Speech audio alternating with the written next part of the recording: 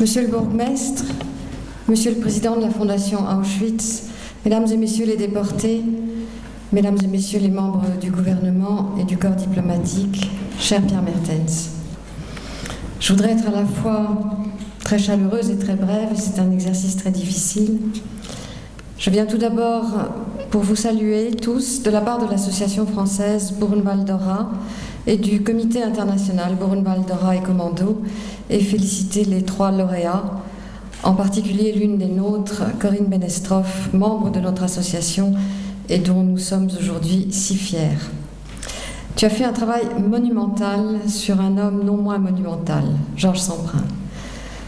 Pour résumer 893 pages en 2 phrases, je dirais: pour qui n'a pas encore lu Georges Semprin, lisez la thèse de Corinne Benestroff et vous vous précipiterez sur l'œuvre de l'écrivain. Et pour qui a lu Georges Semprin, lisez la thèse de Corinne Benestroff et vous adorerez l'écrivain encore plus.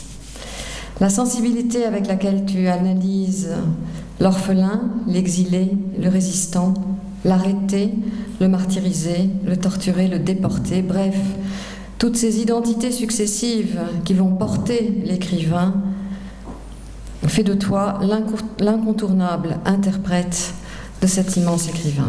Merci beaucoup, Corinne. Sur Georges Semprin lui-même, je voudrais dire 2 choses. La première, c'est que là où il est, il doit se réjouir beaucoup de cette rencontre qu'il appelait de ses voeux. Je vais m'expliquer.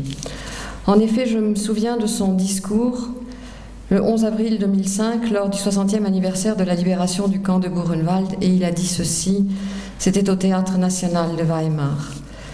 Nous, les déportés résistants, envoyés dans les camps, nous aurons presque tous disparu à l'aune de l'année 2015.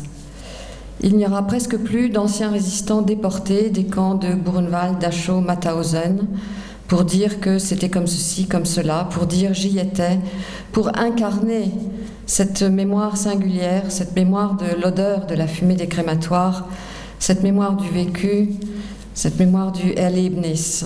Par contre, disait-il, il y aura encore une mémoire vivante qui sera la mémoire juive.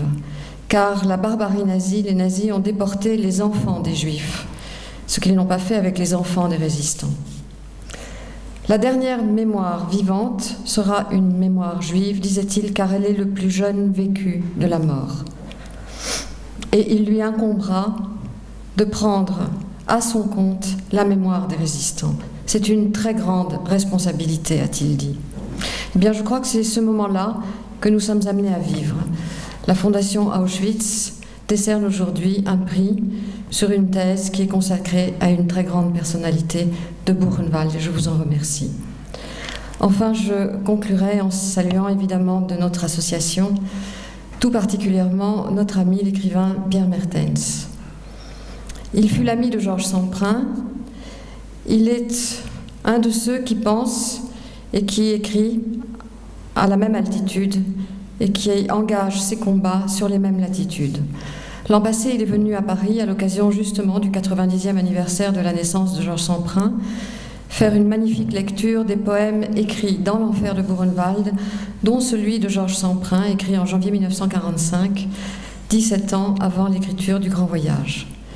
Pierre Mertens est pour nous de ceux qui irriguent la mémoire avec sa plume contre l'oubli, avec une vigilance et une rigueur pour la défense des valeurs d'humanité qui ne badinent ni avec les mots, ni avec le temps qui passe, et nous lui en sommes très reconnaissants, surtout dans le climat d'aujourd'hui où, en Europe, l'antisémitisme ressurgit si gravement dans des formes traditionnelles ou sous de nouvelles formes.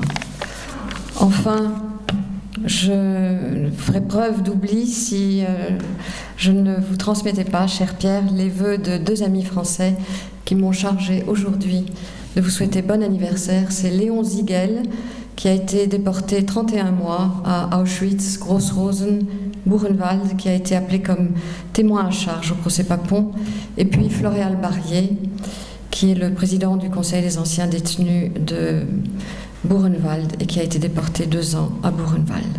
Je voudrais tous vous remercier et vous dire mon émotion. Merci beaucoup.